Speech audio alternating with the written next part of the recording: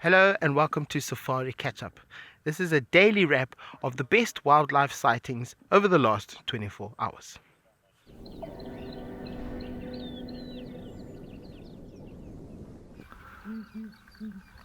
Look at this. The sun ground hornbill busy hooting.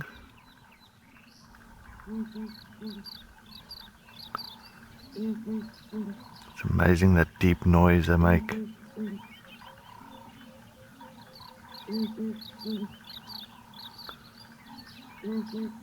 I can actually hear the others communicating further west from where we are.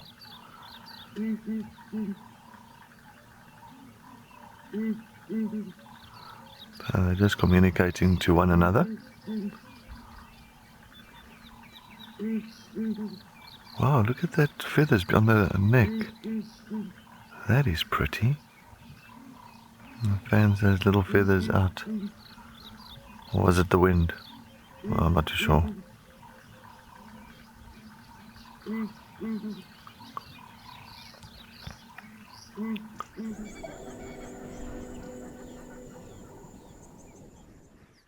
Hello everyone, yes, I have gotten out the microscope and I have something that I thought would be quite cool to just have a look at a little bit closer up.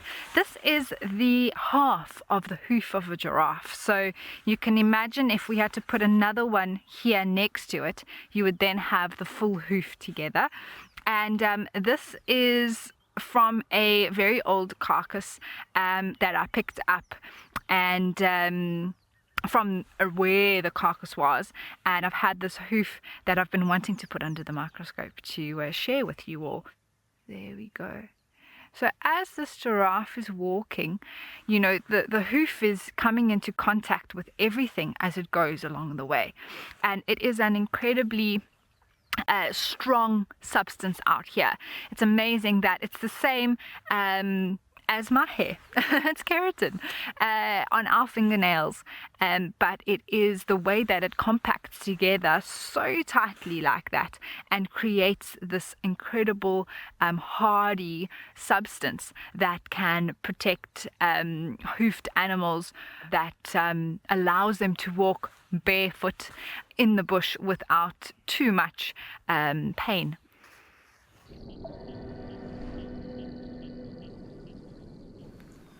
I haven't moved an inch from where I sat or when I got to these particular lions. And I've been trying to ID them. And the one who is eating is Okingo. And then the one facing the Topis, a little further there, who also have a dark mane, that is called Otipo. And then for once, they have welcomed this new boy who is on the right here, who got very light mane. And it's very nice of them. He has been having a bit of beating from the other big boys. And this boy here is called Kiongozi. And apparently he is the youngest in this coalition.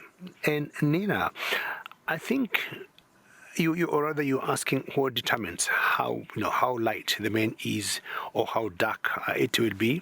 Nina, it's all biological, it's all hereditary. It depends, on who the father of that particular male cub is. For example, if you look at Jojo there, his mane is very dark. And there's one particular male from the Salas boys who was mating with his mother rather, and he has very, very dark mane.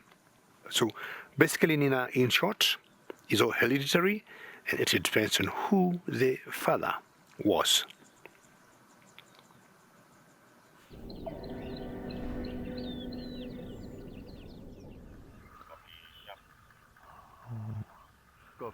Oh, it's got it! It's got it! It's got the frog or the toad. It's got the toad. Oh my goodness. Hop away, toady. Oh my goodness. I think that's too much for the Amakhala. Is it two? Is it a double toad that? Oh. Shame on this little toad though.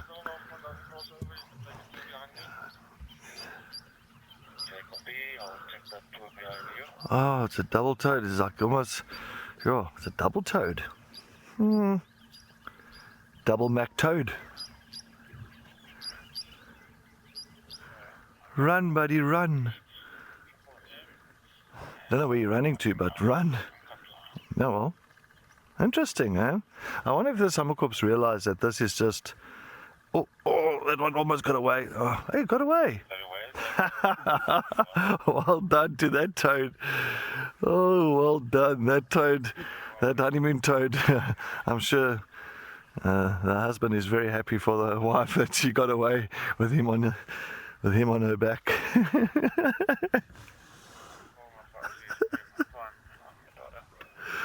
Oh my word.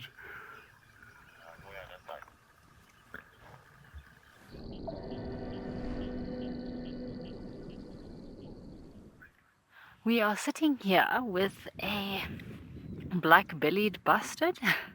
He is grooming himself. You have a look at his striped tail there.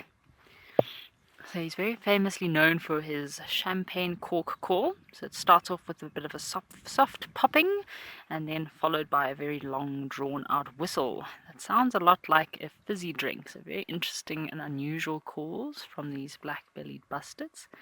They are masters of the show for the females. So they'll often display and call for the females and mark their territory.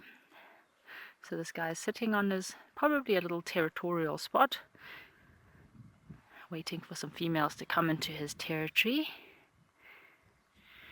So a question from the real Shamwari. You do love the champagne cork sound that they make. Yes, they do make a very interesting array of calls. I'm not even going to try and mimic this call of this interesting bird because it's, yeah, very unusual calls that they make.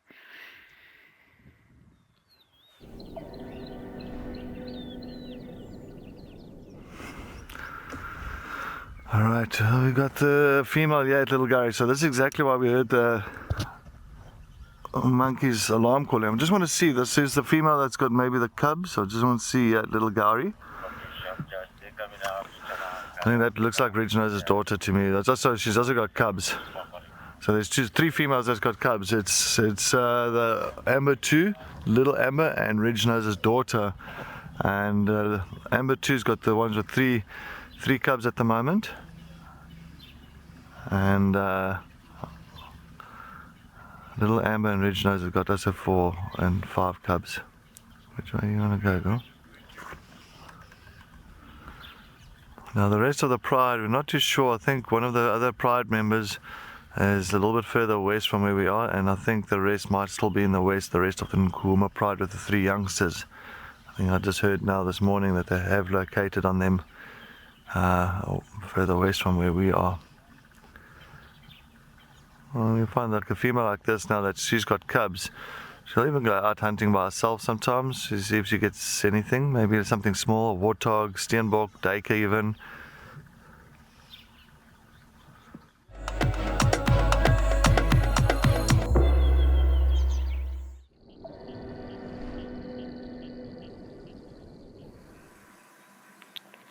As from a small family here of Ellis, and I'm trying to imagine they could be headed towards the marsh area, possibly. You can see how dark the bodies look from the rains last night. Their tusks, big contrast in color, looking very white. Again, after the rains for the last couple of days. Sometimes they'll want to investigate what we are up to, as much as they still be trying to feed, but actually look at the face of that one, look at the eyes and all the wrinkles they got, almost every part of the head apart from the forehead. Hello, madam, did you like us?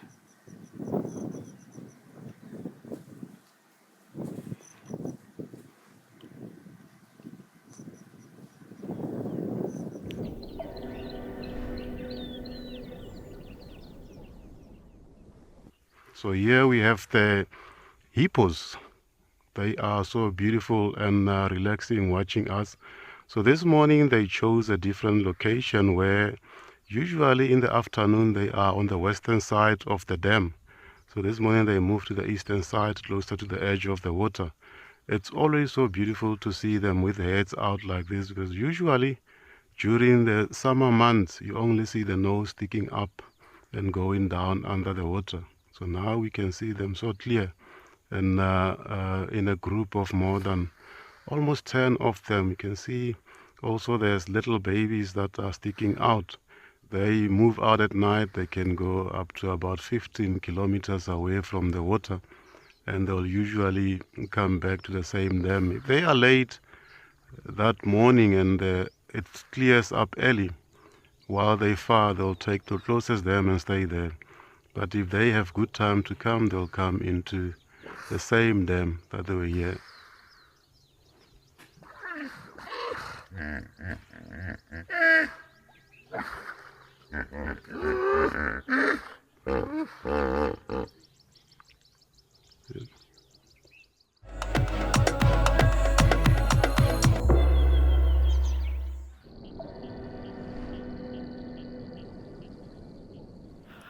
Alright, so we are sitting on the Sand River. We made our way down to the river after leaving our confused wildebeest up on the ridge there, and we're sitting with the Sand River lions.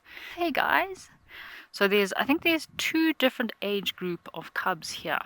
We've got some that are 3 months, some that are 4 months, I think, yeah, and one that's a little bit older. So it could be from 3 different litters.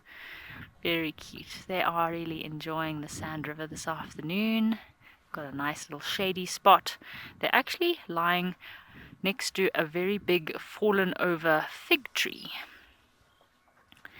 So that does mean that we've got the lionesses must be not too far away. So there could be one lioness lying here with these cubs. Maybe the others are out hunting. I was hoping that we could follow up and maybe find a kill site with all these wildebeest around. Maybe they made a kill or a zebra. Catherine, this is a perfect little morning snoozy spot for sure. Oh, look at these little guys.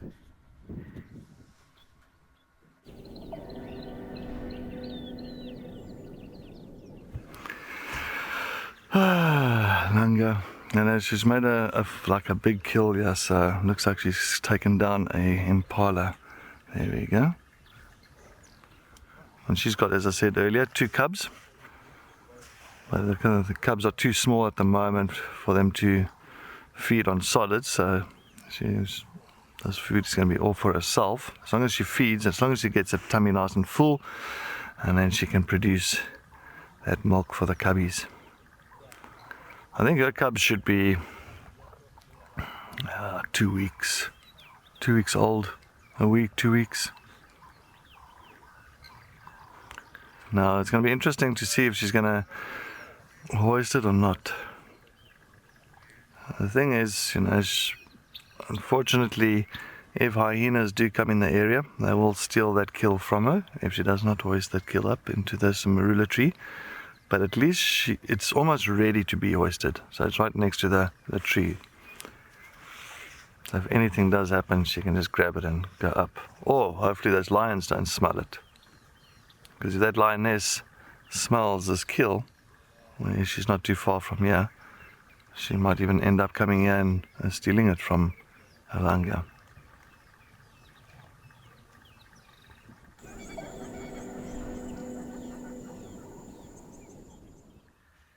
Oh, there she's coming to inspect. She's coming to inspect. Just making sure the building is on track. He's adding the walk-in closet that she asked for. He's very excited. Look at him go. Trying to impress her. Maybe that was the one that he had with his first partner already. Doesn't look like she wasn't happy, because otherwise it wouldn't be here. I'm not sure. That little tail is moving so quickly. Ooh, I was just saying to Bebo, maybe we'll actually see them mate, copulate, which is a possibility as well. They'll do it nearby to the nest here. Oh, oh. He's like, it's not finished yet. Stop trying to come and have a look. Not done.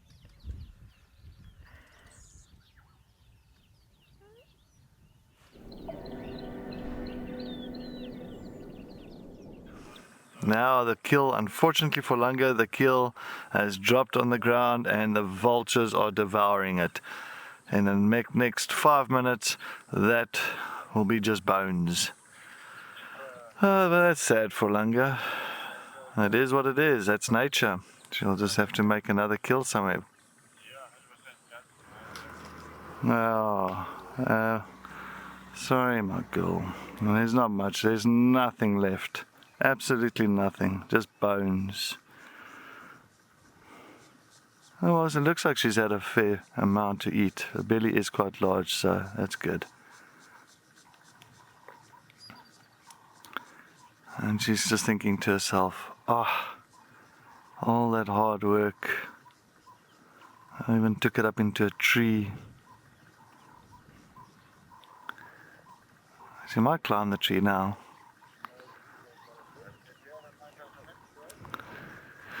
Yeah, Janine, it is. She's gonna go. There we go. She's up.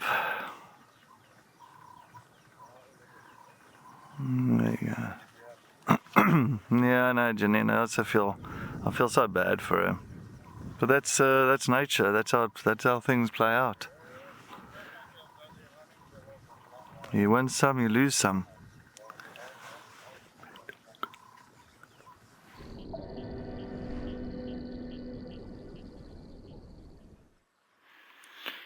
Alright, well, we are spending the last few minutes with our little lion cubbies that are playing on the banks of the Sand River, and it has been such an amazing afternoon spent with these lions. We had one lioness lying up in the tree.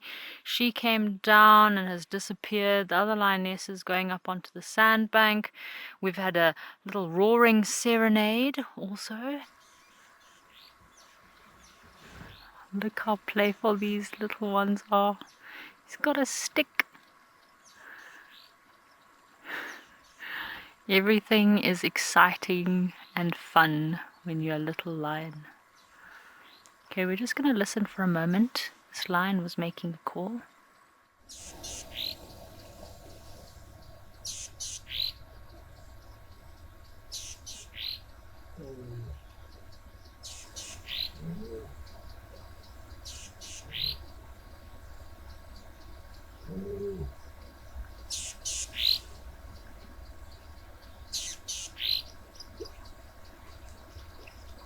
Very low pitched sound that she's making, kind of just like a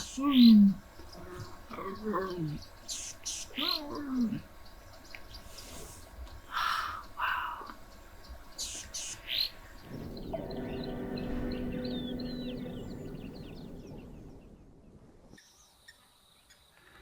So we are still with our cheetah female.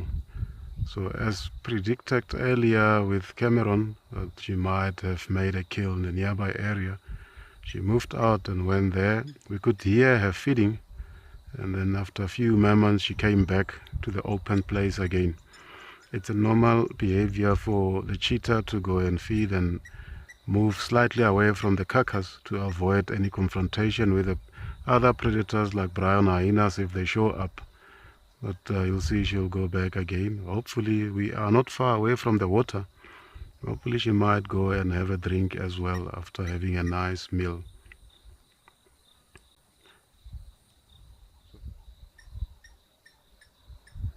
Wow, what a beautiful sighting.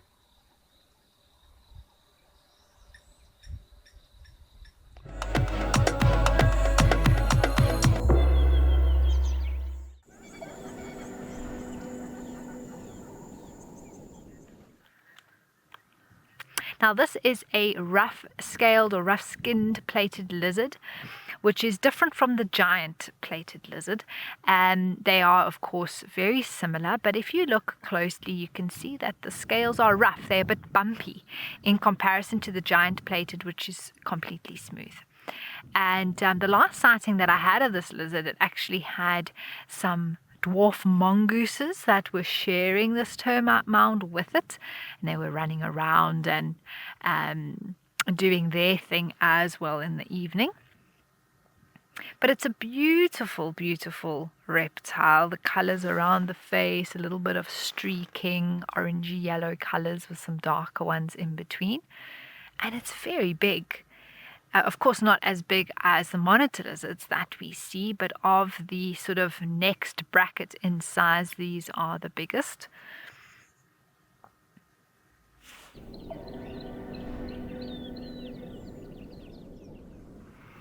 It looks like we've got 2 male giraffe that's busy necking, but nothing serious at the moment. This is just kind of more practicing, testing one another out. There's no hard hits, trust me. If it's a real fight, it is hard. It is brutal when they swing that head. But now you can see it's just play. It's just more like playing, practicing.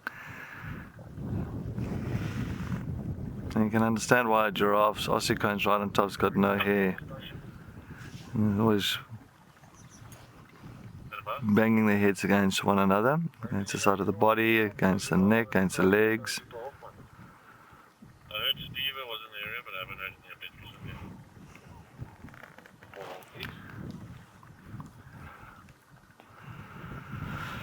John, males ossicones, as you can see there on top of the horns, is got bald spots, and then there's a much thicker. The head as well is much bumpier, like a bonier head. The bonier the head, the heavier the head is, the better punch it'll give. So, and then of course the height. Males like this is around about 5.5 meters. Females will only be about 4.5 meters.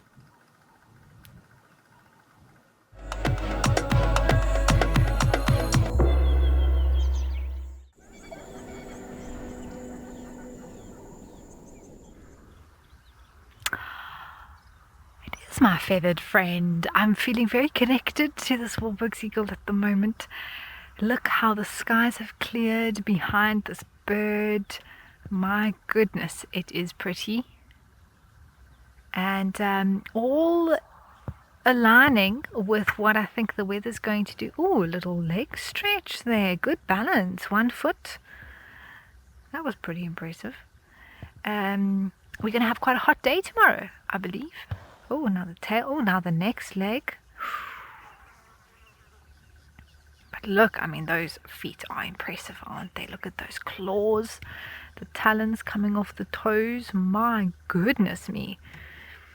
We never actually get such a good look at them, but because of how close we are, we can see those details. And they are migrants, everyone. So they come... they migrate between Africa, north and south, and they've arrived here now for breeding, and they do call a lot, find their partner, announce themselves.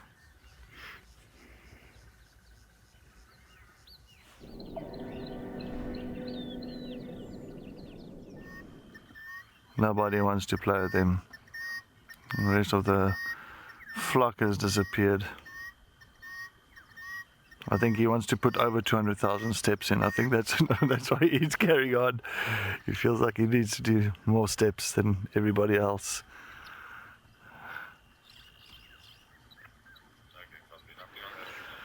So you'll see that they'll all start looking for a place to roost tonight. There we go, fluff up the feathers, getting ready for the evening. As the sun has set, it's getting a little bit darker. And you'll see they'll start moving towards one of the big trees here.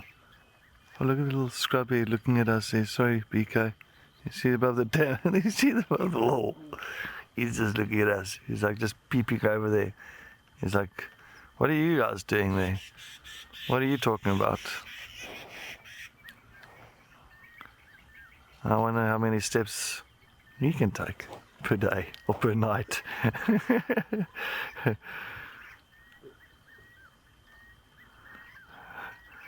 But he's just peering, he's just like looking at everything, observing the dam, observing the guinea fowl. Maybe this is the coach.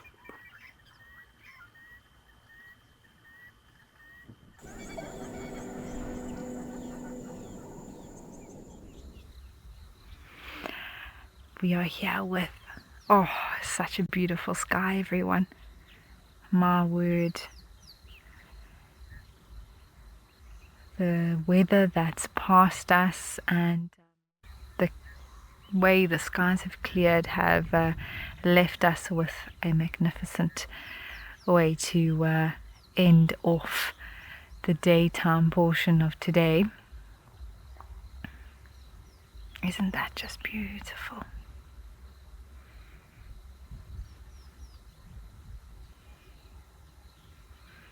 Primrose it is, and for some of you, start the weekend.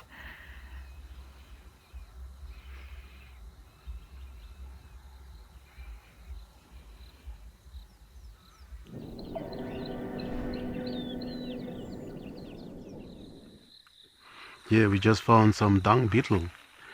So very good for them to see this time of the year. When there's rainy season, you see them a lot, they're all over the place.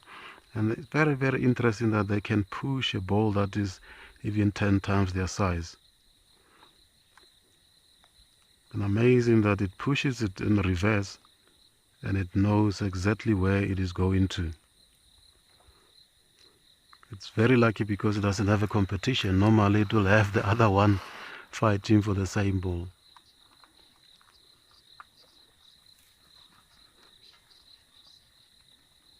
Definitely, Kerri. It's good to see them rolling the ball like this, because they're clearing, preventing the breeding of the flies in this area. As you look, there's dungs all over the place from the animals that live here. So they are busy cleaning up that. So it's pushing it into the area where we don't know where it is going to, but definitely knows where it's going to, and is going to bury it in that area for later when they are breeding, so they are able to have the larvae are able to have some food. Very, very amazing creatures.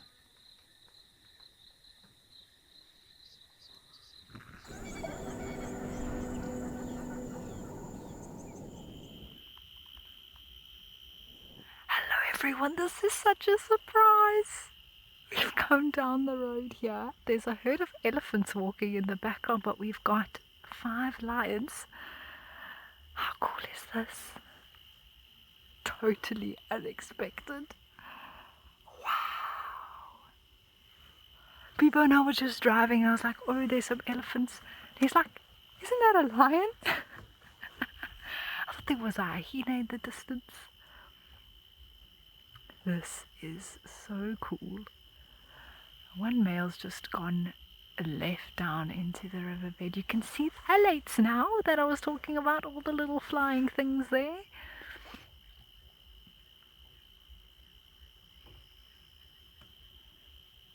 What a fantastic addition to Feline Friday. I think they're having a look at those elephants that were moving there. That's what has interested them.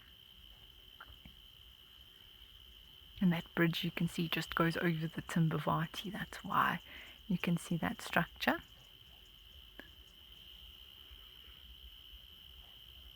We'll have to see what happens here. Most likely just walk off and head down.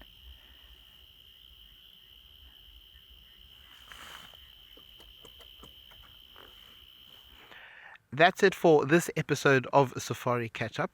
We hope you enjoyed it. We'll see you on Safari.